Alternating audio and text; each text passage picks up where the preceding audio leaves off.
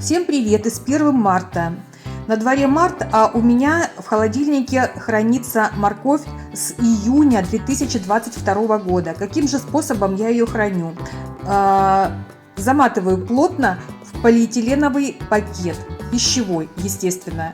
Для этого нужно из пакета выгнать предварительно весь воздух, так сказать, вакуумировать и завязать плотненько на узелок. Очень плотно, чтобы в пакете осталось минимум кислорода. Таким способом можно хранить очень долго, до полугода, не только морковь, а также и другие овощи, такие как редис или редиска.